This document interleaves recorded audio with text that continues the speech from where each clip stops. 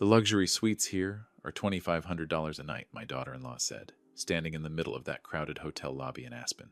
They're for people who know how to enjoy life. Maybe you and Dad can ask to sleep in the room next door. I stood there, beside my wife, who had just recovered from surgery. Her hand was still cold from the snow blowing in through the revolving door. My son kept his head down, staring at his phone, as if we weren't even there. Our 45th wedding anniversary trip began just like that, with an invitation to sleep on someone else's kindness. If you're listening to this, and you believe a family should be built on respect, not money, then subscribe so you won't miss the next story. And leave a comment telling me what city you're listening from. I read every single one. Now, let me tell you what really happened after that moment. In that hotel lobby, I didn't answer right away. At 70 years old, I've learned something simple. When someone tries to push you into reacting, silence can be the strongest reply. But that silence that day wasn't calm. It was the only way I could keep my dignity from falling onto the cold marble floor of that hotel lobby. Outside the tall glass windows of the St. Regis Aspen Resort, snow was falling hard. The flakes swirled under golden lights. So beautiful they almost didn't look real. I had thought this trip would be gentle. Gary said it was our 45th anniversary gift. You and Mom deserve to enjoy yourselves, he told me on the phone. I believed him. Margaret believed him even more. She spent a whole week before the flight picking out a new coat, dark blue. After her minor surgery earlier that fall, she was still weak. I almost declined the invitation, but she said it had been a long time since we'd gone anywhere far with our son. When Amy handed room keys to her family, I noticed something wasn't right. Each envelope was presented with both hands and a bright smile. Mountain View Suite, private fireplace, marble-soaking tub. Then it was our turn. No envelope appeared. Amy looked at me, then at Margaret. The way someone checks an item that doesn't belong on the list. She smiled, but it didn't reach her eyes. And then she said it, about the luxury rooms and sleeping next door. A few people near the front desk turned to look. I heard the small scrape of a rolling suitcase. Someone cleared their throat. Gary kept his head down. His finger moved slowly across his phone screen, as if reading something important. I looked at my son longer than I should have. 35 years old, a real estate broker, well-dressed, confident with clients. But in front of his wife, he often chose silence. I've told myself many times that his marriage is his business, but in that moment, his silence wasn't private anymore. Margaret squeezed my hand. Her fingers felt colder than usual. "Stephen," she whispered, "maybe there's a mistake." I knew there wasn't. Amy stepped closer to the counter. She lowered her voice, just enough for us to hear. Aspen is very busy this time of year. Good rooms have to be booked months in advance. I did my best. I didn't ask how she had done her best. I didn't ask why an all-inclusive invitation ended with two elderly parents standing there without a key. I asked only one question, softly. "So, where is our room?" Amy tilted her head. "If you'd like, I can call a small inn down in town, more affordable. Or," she glanced toward the staff hallway, the room next door. The Miller family stood behind her, watching everything, dressed sharply, talking loudly about their new yacht in Florida and business connections in New York.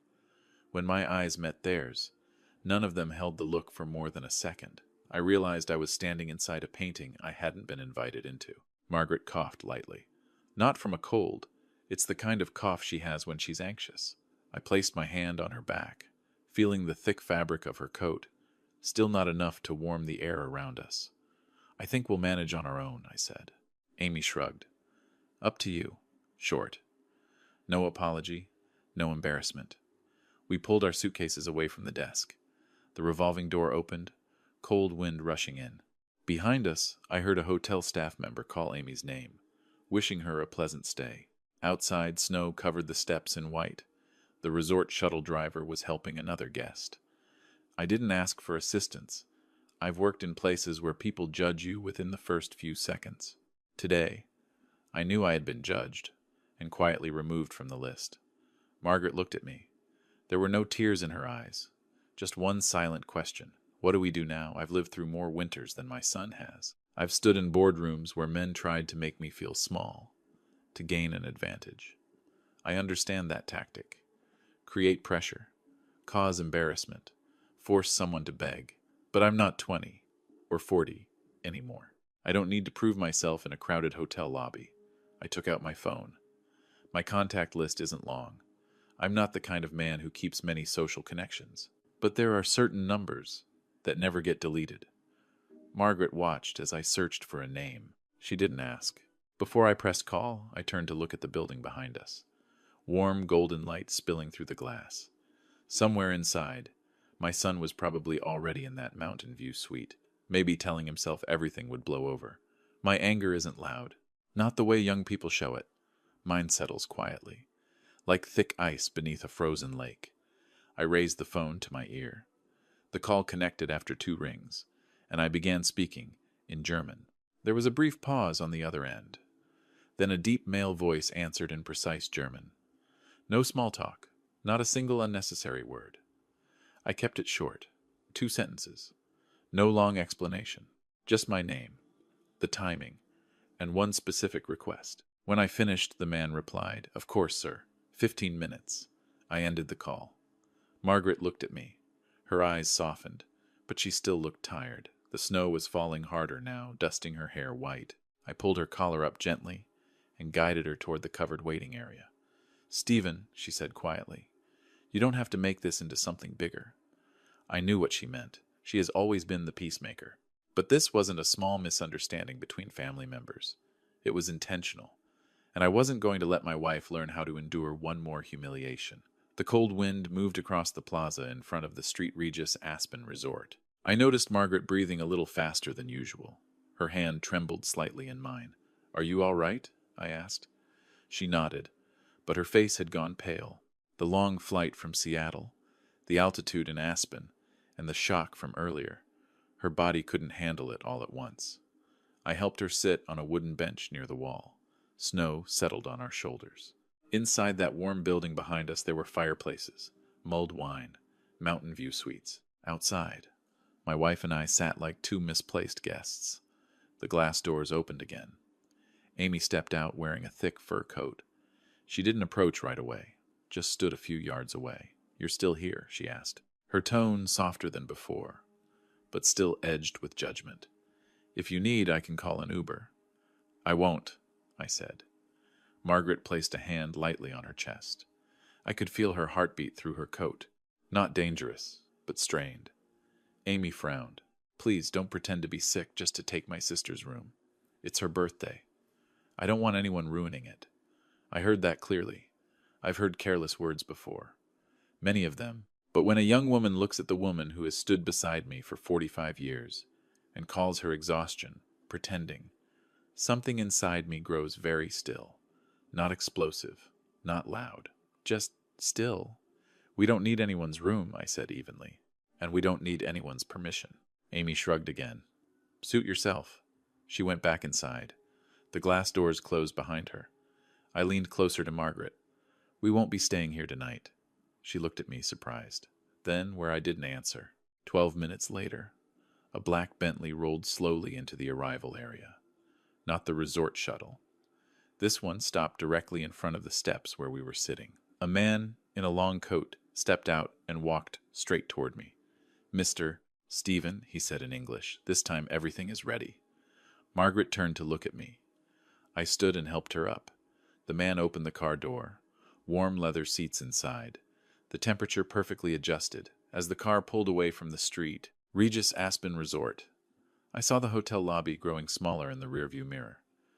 There's something I never told Gary and Amy. Years ago, when I worked in the aviation industry, I participated in a small investment deal. Small enough that I never mentioned it at family dinners.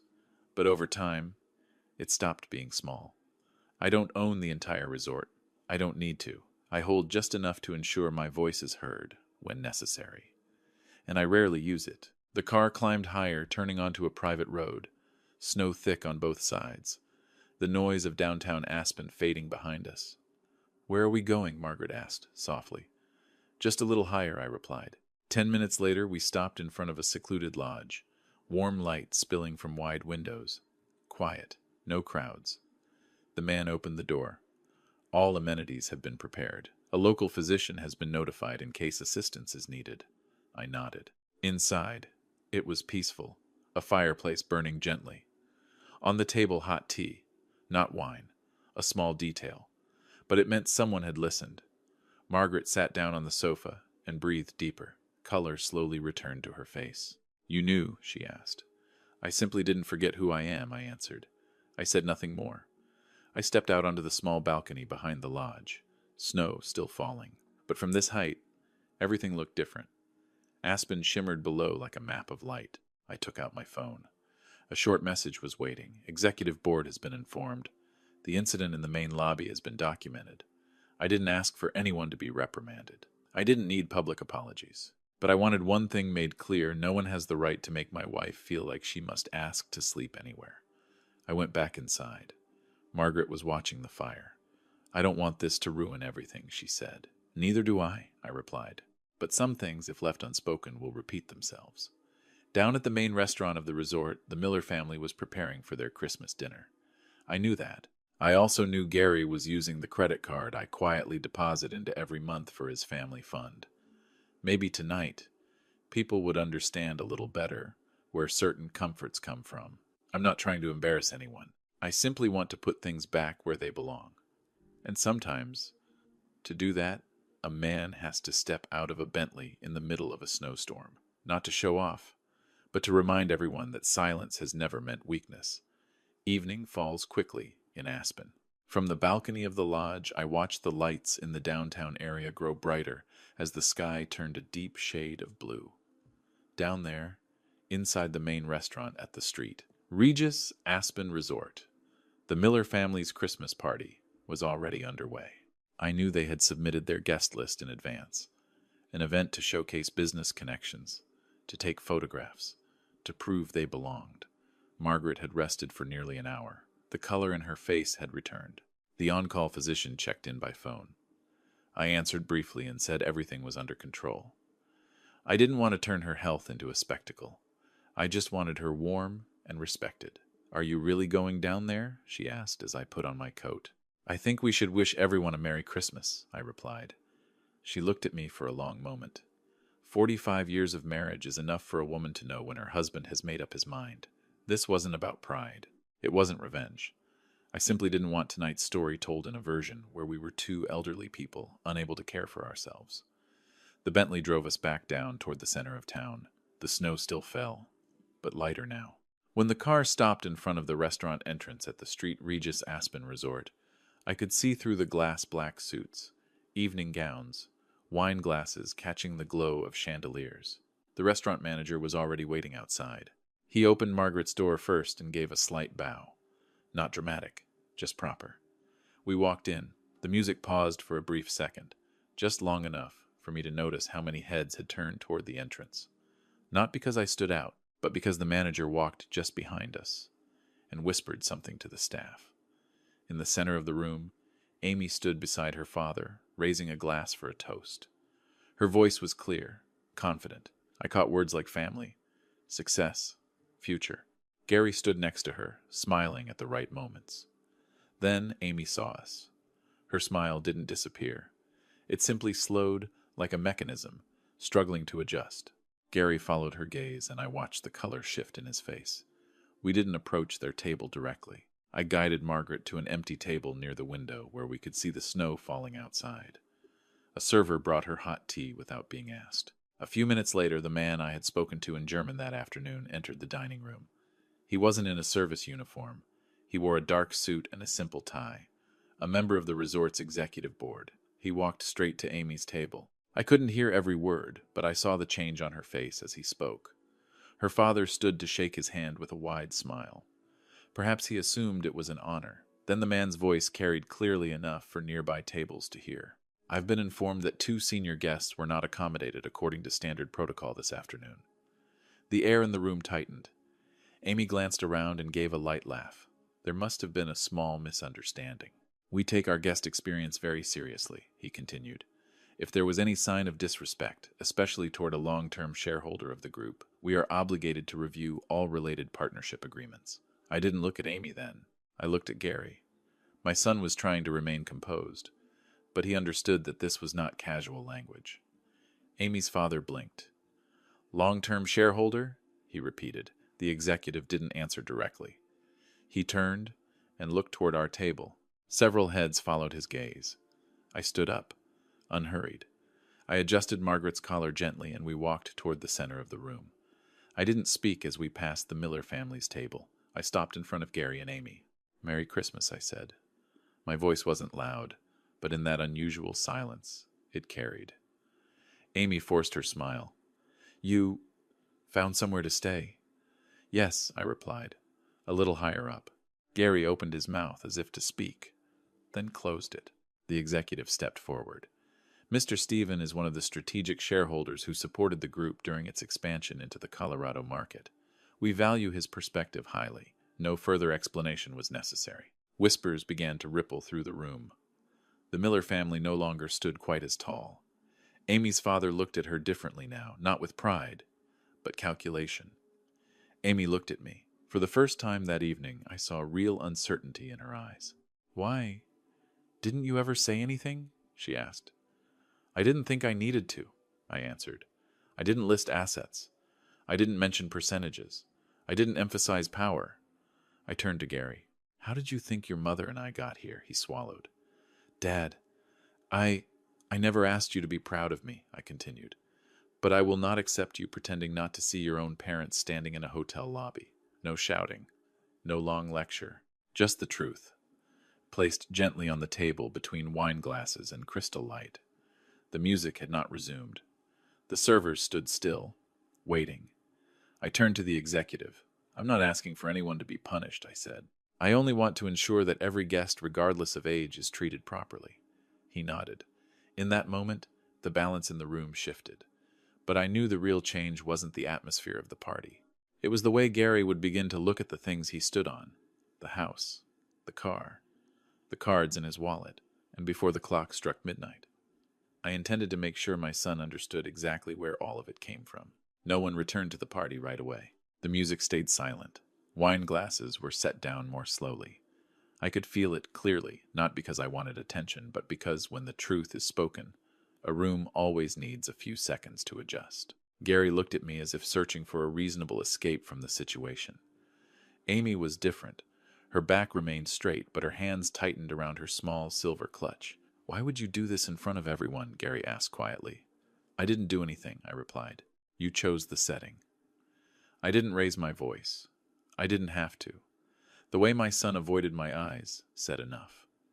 Amy's father stepped closer, keeping his tone controlled. "We're all adults. If there's a misunderstanding, we handle it privately. There's no need to bring up shares or contracts." "I agree," I said, "which is why I'll speak privately with my son. But before that, something needs to be clarified." I turned to Gary. "The house you're living in Bellevue," I said slowly, "was purchased through a trust fund in your name. The SUV Amy drives is under that same fund, and your monthly spending account is replenished from a source you've never asked much about." Gary went still. Amy looked at him. "Gary," I continued evenly, "I established that fund when you graduated from college. I never made it public because I wanted you to build your career without feeling bound by it. But that doesn't mean it doesn't exist." The Miller family stood silent. "Are you threatening me?" Gary asked. "I'm not threatening anyone," I said. "I'm stating a fact. And the fact is, as of midnight tonight, that fund will be suspended." No one laughed. No one thought I was joking. Amy took a step back. "You can't do that over something minor at a front desk." "I'm not doing it because of the front desk," I said. "I'm doing it because of attitude." I looked directly at my son. "You stood there. You saw your mother. You heard what your wife said, and you chose to look down at your phone. Not every sentence needs volume to carry weight." Gary exhaled sharply. I didn't want to cause a scene. "Silence in the face of something wrong isn't avoiding a scene," I replied. "It's a choice." The restaurant manager subtly signaled for service to resume at other tables. The music returned softer than before. The party tried to regain its rhythm, though everyone knew something had shifted. Amy seemed to realize something else. "Gary's card," she said slowly, "is covering tonight's event." "Yes," I answered. She opened her clutch and pulled out the sleek metal card. "We pre-authorized $15,000 for this dinner." "I know." Gary stared at me. Dad, you wouldn't. I asked the bank to prepare, I said. Not to embarrass you, but so you understand that every dollar you spend has a source. Amy turned immediately to the staff member handling payments. She handed over the card, trying to remain composed. The machine made a short sound. The staff member tried again. The sound repeated, clearer this time. I'm very sorry, ma'am, the staff member said gently. The transaction has been declined. No one spoke loudly, but a few heads turned. Amy looked at Gary. Gary looked at me. Why now? Gary asked, his voice no longer steady. Because now you're understanding, I said. Amy's father stepped forward and took out his own card. I'll handle it. He paid, but the pride from earlier was gone. It was no longer a grand gesture, just damage control. Amy leaned toward Gary and whispered something. I couldn't hear the words, but I could see the tension between them. Maybe it wasn't the first time. Just the first time it wasn't hidden behind chandeliers and wine. I'm not taking my son away from anything, I said calmly. I'm removing the dependence he's grown used to. Gary stared at the floor. Do you think your real estate contracts come that easily? I asked. Do you know why certain major clients trust you? Even when you had little experience, he didn't answer. I never asked them to favor you, I said. But my reputation walked one step ahead of you. And I never asked you to be grateful for that. I paused. But I do require you to respect your mother. Nothing more needed to be said. Margaret had stood beside me the entire time, silent. She didn't look at Amy. She didn't look at the Miller family. She looked only at her son. Gary, she said softly, I don't need a luxury suite. I just need you standing next to me. That sentence weighed more than everything I had said. Gary closed his eyes for a second. I checked my watch. A few minutes until midnight. After tonight, I said, the transfers will stop. The house and the car will be reviewed under the terms of the trust. You may keep them if you can prove you can stand on your own. Amy opened her mouth as if to argue, then fell silent. Perhaps she understood this conversation was no longer hers to control. I didn't demand an apology. I didn't ask anyone to bow their head. I simply turned to Margaret. Let's go home. When we stepped out of the restaurant, the snow had stopped. The air was cold, but clear. Behind us, the party continued. But I knew for Gary the night would not end with music. It would end with the question I had waited years for him to ask himself. If you take away your father's money, who are you? That night, we didn't talk much on the way back to the lodge. Aspen after midnight was quieter than I expected. Snow rested evenly on the rooftops. Yellow streetlights stretched across the road like a thin layer of mist. Margaret sat beside me, her hands resting on her lap, no longer trembling like they had that afternoon. Do you think you were too hard on him? She asked, as the car began climbing the hill. I kept my eyes on the road. If I were any softer, you'd continue being treated like an afterthought. She didn't answer right away. Then she sighed gently. I'm not hurt about the room. I'm hurt because Gary didn't step forward. I understood that better than anyone. The next morning, I woke early. On the kitchen table of the lodge sat a white envelope I had prepared before going down to the party. I hadn't been sure I would use it, but when I saw Gary standing in that hotel lobby with his head lowered, I knew the time would come. Around 10 o'clock, my phone vibrated. Gary. I looked at the screen for a few seconds, then answered. Dad, he said. His voice no longer carried last night's confidence. Can I come see you and Mom? Yes, I replied, alone. He arrived nearly an hour later. No, Amy. No familiar SUV. A rental car was parked outside the lodge. Gary walked in, removed his knit cap, and stood in the middle of the room like a visitor unsure where to sit. Margaret invited him to the sofa. She didn't scold him. She simply placed a cup of hot tea in front of him. I'm sorry, Gary said, staring at his hands. I didn't think things would go that far. Nothing goes far all at once, I said. It moves in small steps. He nodded.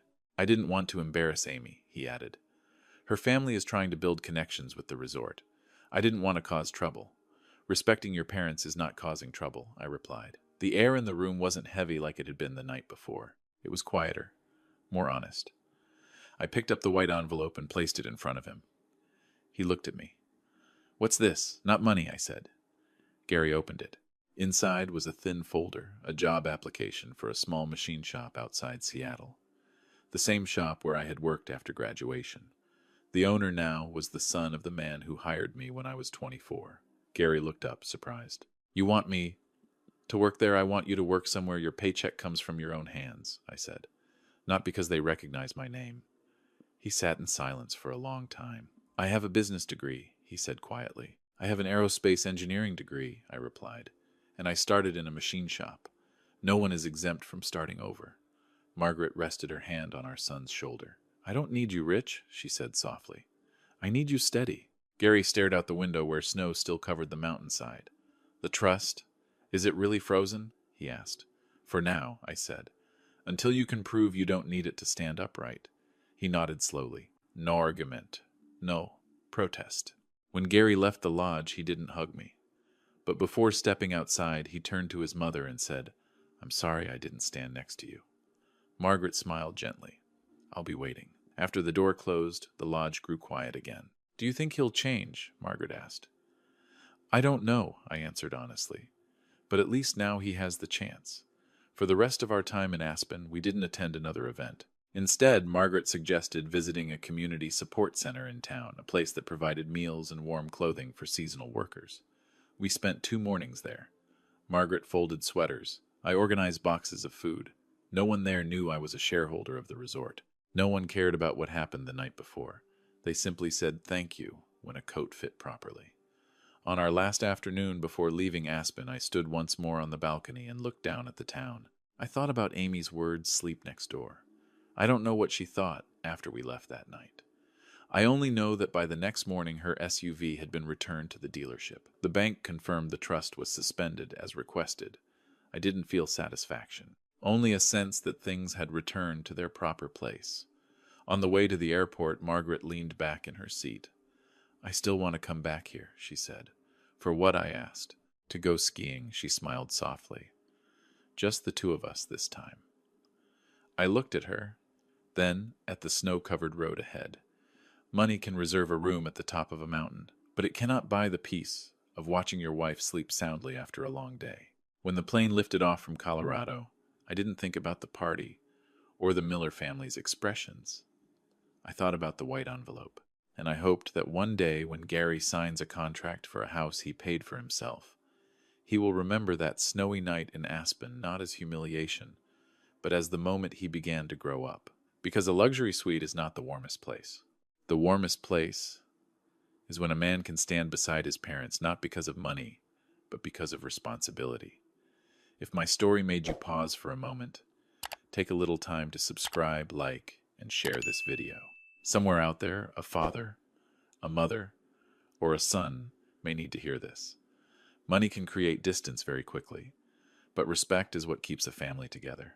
Don't wait until everything freezes over to realize the value of standing up for one another. Thank you for listening all the way through. I hope you always have the strength to protect what's right and the warmth to keep your family close.